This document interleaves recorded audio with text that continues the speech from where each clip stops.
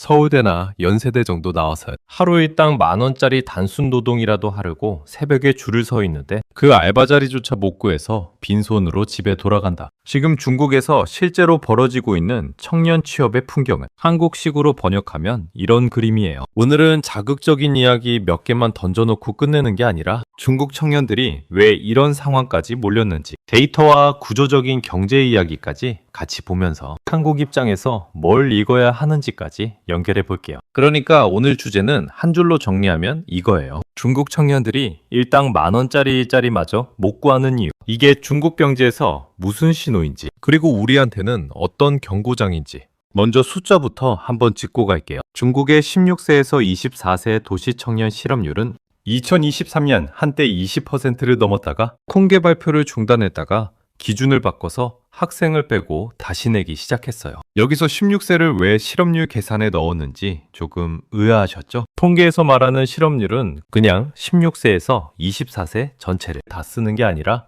그 나이대 가운데 실제로 일을 찾으려고 노동시장에 나와 있는 청년들만을 대상으로 계산해요. 그래서 학교만 다니고 구직 활동은 전혀 하지 않는 학생들은 애초에 통계 모수에서 빠지고, 학교를 다니더라도 알바나 첫 직장을 구하려고 이력서를 내고 있는 청년들만 실업률 계산에 들어가는 겁니다. 기준을 어떻게 바꾸든 공통점은 하나입니다. 청년 실업률이 두 자릿수에서 좀처럼 내려오지 않는다는 것. 그리고 2025년 가을 기준으로도 학생을 제외한 청년 실업률이 여전히 17% 안팎이라는 것. 여기에 매년 쏟아져 나오는 대학 졸업생이 2025년에 1,200만 명을 넘고 2026년에는 1,670만 명 수준까지 갈 거라고 중국 교육부가 공식 발표했어요. 우리나라 전체 인구가 5천만 명 조금 넘는데 중국은 매년 한국 인구의 4분의 1에 가까운 숫자가 대학 졸업장을 들고 노동시장에 들어오는 거예요. 이 숫자를 머리에 딱 넣고 이제 현장에서 실제로 무슨 일이 일어나고 있는지,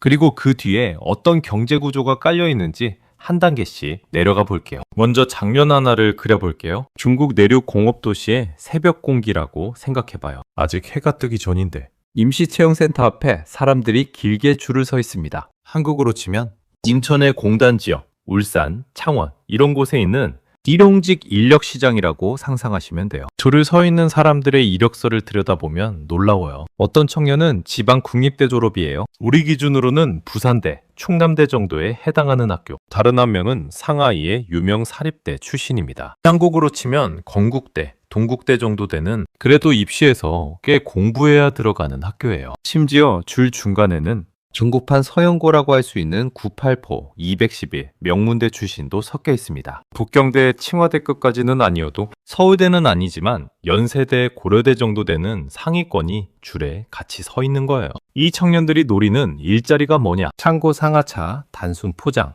공장 잡일 같은 단기 일용직이에요. 일당을 한국 돈으로 바꿔보면 실제로는 우리 기준으로 4만 원, 5만 원 정도일 때도 있고 그보다 높을 때도 있지만 현지 물가와 노동 강도를 감안하면 체감적으로 하루 종일 몸쓰고 겨우 10,000원, 2만 원 남는 느낌에 가까운 저임금 노동입니다. 그런데 이마저도 1시간, 2시간 줄을 서 있다가 오늘은 인원 다 찼다는 말 한마디 듣고 쫓겨나는 청년들이 나오고 있어요. 이 장면 뒤에는 아주 단순한 경제 논리가 있습니다. 하나는 너무 많은 졸업장이고 다른 하나는 너무 적은 괜찮은 일자리예요. 중국은 개혁 개방 이후 공장에서 일만 해도 가난해서 벗어나는 나라에서 대학은 나와야 사람 대접받는 나라로 구조가 바뀌었어요. 부모 세대는 공장, 건설 현장, 단순 제조업으로도 집을 사고 자녀 교육을 시키고 어느 정도 자산을 쌓을 수 있었죠. 그래서 자녀에게 이렇게 말합니다. 우리처럼 살지 말고 열심히 공부해서 사무실로 가라. 그 결과가 지금의 대학 쏠림이에요. 그런데 경제는 정반대로 움직이고 있어요. 첫째, 중국 경제의 성장률 자체가 둔화되고 있어요. 수출, 부동산, 인프라 투자 중심의 고속 성장 모델이 이미 한계에 부딪혔고 미중 갈등 때문에 첨단 제조, IT 분야에서도 제약이 많아졌습니다. 둘째, 2020년대 들어서 정부가 빅테크, 사교육, 부동산에 잇따라 규제를 걸면서 청년들이 가고 싶어하던 괜찮은 회사들의 채용이 눈에 띄게 줄었어요. 게임 회사, 교육 플랫폼, 빅테크 기업들에서 신규 채용을 줄이고 심지어 구조조정을 하는 뉴스가 계속 나오고 있죠. 그런데 대학은 여전히 화이트 칼라, 사무직, 도시의 좋은 회사를 기준으로 교육을 시키고 인력을 배출합니다. 결국 어떻게 되냐? 중상위권 대학을 나온 청년들이 원래는 중견기업, 서비스업, 화이트 칼라로 가야 했는데 그 자리가 줄어든 거예요. 그런데 사람은 어딘가에서는 일을 해야 하니까 노동시장의 아래층까지 밀려 내려가서 현장 일용직, 창고 상하차, 단순 서비스, 배달 같은 데서 고학력자들이 저학력자와 같은 자리를 두고 경쟁하게 됩니다. 그게 바로 대학 나와도 일당 2만 원짜리 줄에 서는 상황의 경제적 배경이에요. 두 번째 장르는 조금 더 씁쓸한 이야기입니다. 일자리를 미끼로 한 보증금, 연수비 사기예요. 요즘 중국 경제 기사들을 보면 이런 구조가 반복해서 등장합니다. 온라인 구직 사이트, 위챗 단체방, 틱톡 계정에 이런 광고가 떠요. 재택 가능, 고정급 안정, 대기업 계열 마케팅 직군, 고소득 보장, 경영 부관. 그런데 마지막 줄에 이런 문장이 붙어 있습니다. 업무 적응을 위한 단기 연수 과정이 있어서 몇천 위안 정도의 보증금 또는 연수비가 필요하다. 연수 전원 채용, 보증금 환급. 한국식으로 바꿔볼까요? 지방사립대 졸업생이 취업 카페를 보다가 삼성협력사 마케팅본부 연 4천 이상 재택 가능 수습 후 정규직 전환. 이런 글을 본 거예요. 조건이 너무 좋아서 의심이 되지만 이미 공고 10개, 20개 떨어져 본 상태라 마음이 약해집니다. 그리고 교육비 50만 원, 술을 시 전액 환급이라는 문장을 보고 스스로를 설득해요. 이 정도 투자도 못하면 내가 언제까지 부모 탓만 하고 살 거냐. 중국 청년들이 딱 이 지점에서 당하고 있어요. 실제 사례를 보면 아예 존재하지 않는 회사에 보증금을 보내기도 하고 실체는 있지만 실제 제공하는 일자리는 광고와 전혀 다른 단순 텔레마케팅, 심지어 불법 다단계에 가까운 경우도 있어요. 어떤 경우에는 보증금을 회사로 내는 게 아니라 연수비를 대출로 받게 한 다음 이자를 청년이 떠안게 하는 구조까지 등장했습니다.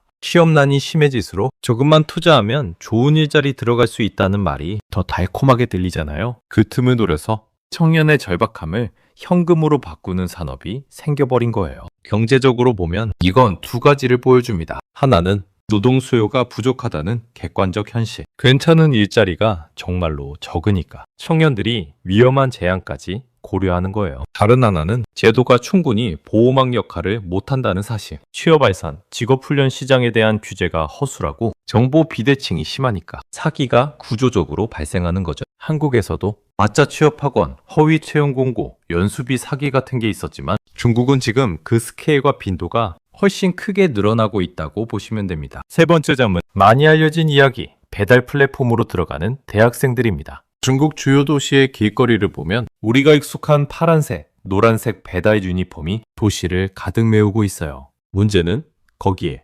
직업학교 출신만 있는 게 아니라 정식대학, 심지어 상하이, 베이징의 상위권 대주자들도 섞여 있다는 거예요. 한국으로 치면 이런 느낌이에요. 건국대, 동국대, 심지어 서강대, 한양대 졸업생이 취업 시즌에 대기업, 금융권에서 떨어지고 일단 당장 돈을 벌기 위해 배달 플랫폼에 가입합니다. 배달 일을 왜 선택하냐? 이유는 생각보다 단순해요.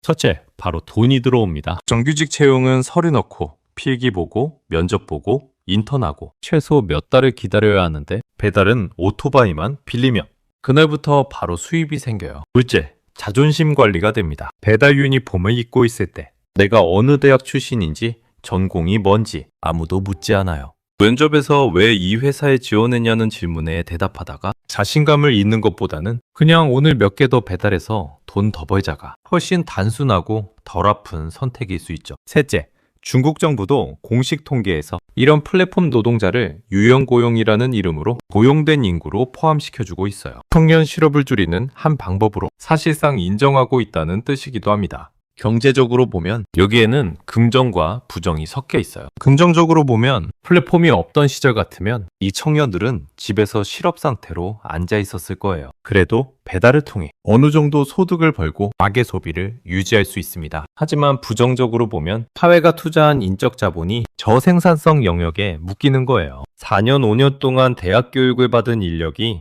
연구개발, 기업혁신, 고부가가치 서비스에서 일하지 못하고 단기 배송, 운송에 머물러 있다는 건 장기 성장 잠재력 입장에서는 분명 손실입니다. 이걸 개인의 선택이라고만 보기 어려운 게 그 위에는 구조적인 요인이 놓여 있어요. 기업 입장에서 보자면 지금은 불확실성이 너무 큽니다. 미중 갈등, 규제 리스크, 부동산 부실, 내수 침체까지 겹쳐 있다 보니 새로 인력을 뽑아서 5년, 10년, 장기적으로 키우자는 투자 결정 자체가 줄어들어요. 대신 필요할 때마다 유연하게 쓰고 버릴 수 있는 노동력을 선호하죠. 그게 바로 플랫폼 노동 구조입니다. 결국 청년은 안정적인 커리어 사다리를 잃고 기업은 장기 인재 투자 대신 장기 비용 절감에 익숙해지고 국가는 인적 자본의 효율적 배치를 놓치는 전형적인 악순환 구조가 생기는 거예요. 네 번째 장르는 많은 분들이 관심을 가졌던 전업자녀, 풀타임 자녀 이야기입니다. 이건 말 그대로 부모가 성인 자녀를 집으로 다시 불러들여서 우리 회사 직원처럼 생각하자, 이렇게 합의하는 구조예요. 청소, 장보기, 병원 동행, 부모님 돌봄 같은 일을 자녀가 주로 하고 부모는 월급처럼 용돈을 줍니다. 실제 기사들을 보면 월 30만 원, 50만 원 정도를 받는 경우도 있고 조금 더 많이 받는 사례도 있어요. 한국으로 치면 중앙대나 경희대 졸업생이 취업 준비를 몇 년 하다가 지쳐서 그냥 집으로 완전히 돌아간다고 선언하는 거예요. 부모가 이렇게 말합니다. 힘들면 당분간 회사 안 가도 된다. 대신 아버지 병원 보시는 것, 엄마 가게 장부 정리하는 것, 집안일은 네가 맡아라. 그리고 우리가 한 달에 70만 원 줄게. 겉으로 보면 효도와 가족 간 돌봄의 새로운 형태 같지만 경제적으로 보면 청년이 노동시장 밖으로 밀려나는 현상이에요. 한 명의 청년이 취업을 포기하고 집으로 들어가면 통계상 실업률은 오히려 떨어질 수 있습니다. 일을 할 의사도 없고 구직 활동도 안 한다. 이렇게 분류되기 때문이죠. 하지만 그 청년이 결혼, 출산, 주거, 소비를 줄이는 만큼 중장기적으로 경제에는 마이너스가 됩니다. 여기에는 중국 특유의 인구 구조도 섞여 있어요. 한 자녀 정책이 오랫동안 유지되면서 부모 세대의 자산이 형제 자매 사이에 나뉘지 않고 한 명에게 집중된 경우가 많아요. 그래서 전업자녀를 유지할 수 있는 재정적인 여력이 있는 집안도 꽤 있어요. 그게 겉으로 볼 때는 되게 여유롭고 부럽게 보일 수도 있는데 그 안에는 이 아이가 사회에 나가서 자기 힘으로 안정적인 자리를 얻을 수 있을까에 대한 깊은 불안이 깔려 있습니다. 지금까지 4가지 현장을 봤어요. 일당 10,000원짜리 자리까지 경쟁해야 하는 고학력자, 취업 보증금, 연수비를 내다가 사기를 당하는 청년, 대학 졸업 후 플랫폼 배달 노동으로 들어가는 청년, 영문대 출신이 전업자녀를 선택하는 풍경. 이제 이걸 조금 더 높은 시각에서 중국 경제의 구조 변화와 연결해보자. 크게 3축으로 정리할 수 있어요. 첫째, 성장 모델의 전환이에요. 중국은 2000년대, 2010년대에 수출, 부동산, 인프라 투자 삼각형으로 고속 성장을 했습니다. 지방정부가 빚을 내서 도로, 철도, 산업단지를 깔고 부동산 개발업자가 아파트를 짓고 세계의 공장 역할을 하면서 엄청난 수출을 했죠. 이 구조에서는 고급 인력보다 대량의 저임금 노동력이 더 필요했습니다. 그런데 지금은 수출은 글로벌 경기 둔화와 통상 갈등에 부딪히고 부동산은 과잉 공급과 부채 문제를 드러내면서 성장의 엔진이 꺼져가고 있어요. 중국 정부도 이제 투자와 부동산에서 내수와 첨단 산업으로 성장의 축을 바꾸겠다고 말하지만 그 전환 속도가 청년들에게는 일자리 공백으로 느껴지고 있는 겁니다. 즉, 어제까지는 공장과 건설 현장이 젊은이들을 빨아들이는 블랙홀 역할을 했는데 이제 그 블랙홀이 약해지면서 대학 졸업생들이 갈 곳이 애매해진 거예요. 둘째, 교육과 노동시장의 미스매치입니다. 중국은 대학 진학률이 빠르게 상승하면서 대졸자라는 타이틀 자체는 더 이상 희소한 자원이 아닙니다. 중국 안에서도 이제는 985, 211 아니면 그냥 다 똑같다, 이런 자조 섞인 말이 나올 정도예요. 985. 211은 한국으로 치면 서울대, 연세대, 고려대, 성균관대, 한양대 같은 상위권 대학 묶음 정도로 생각하시면 됩니다. 문제는 이렇게 대졸자가 폭증하는 속도에 맞춰 지식 기반 산업, 서비스 산업의 고임금 일자리가 같은 속도로 늘어나지 못했다는 거예요. 특히 민간 IT, 교육, 부동산, 플랫폼 기업들이 규제 리스크 때문에 투자와 채용을 줄이면서 청년들이 선호하는 괜찮은 자리의 숫자가 줄었습니다. 그 결과 대졸자들이 중소기업, 지방기업, 제조업으로 눈높이를 낮추려 해도 그쪽마저 경기가 좋지 않아서 예전만큼 흡수할 여력이 없는 겁니다. 셋째, 정책과 신뢰의 문제예요. 중국 정부는 청년 실업 문제를 인식하고 지방정부에 취업 안정 대책을 내리라고 지시하고 있어요. 그 과정에서 통계 기준을 바꾸기도 하고 유형 고용을 장려하기도 하고 공무원, 국유기업 채용을 늘리기도 합니다. 대표적인 게 공무원 시험 열풍이에요. 최근에는 국가공무원 시험 응시자가 370만 명은 넘고 평균 경쟁률이 100대 1에 가깝다는 보도도 나오죠. 한국으로 치면 국가직 구급 공무원 시험에 서울대, 연세대, 고려대, 중앙대, 경희대, 지방국립대까지 모든 대학 출신이 한꺼번에 몰리는 그림이에요. 이건 한편으로는 안정성에 대한 수요가 얼마나 큰지 보여주지만 다른 한편으로는 민간 부문에 대한 불안과 불신이 그만큼 크다는 뜻이기도 해요. 기업이 투자와 채용을 줄이는 이유 중에는 순수한 경기 요인뿐 아니라 언제 규제가 바뀔지 모른다는 정책 불확실성도 있습니다. 규제가 정확히 어디에 떨어질지 예측하기 어렵다면 기업 입장에서는 새로운 사업, 새로운 인력 채용에 보수적으로 될 수밖에 없고 그 부담이 가장 약한 고리인 청년들에게 전가되는 거죠. 이제 마지막으로 이 이야기가 한국과 우리 개인에게 어떤 의미가 있는지 짚어볼게요. 첫째, 중국 청년의 취업난은 중국 내수의 힘을 약하게 만드는 요인입니다. 취업이 불안하면 집을 사려는 수요가 줄고 결혼, 출산 계획을 미루게 되고 자동차, 여행, 문화 소비에 쓰는 돈도 줄어들어요. 한국 입장에서 보면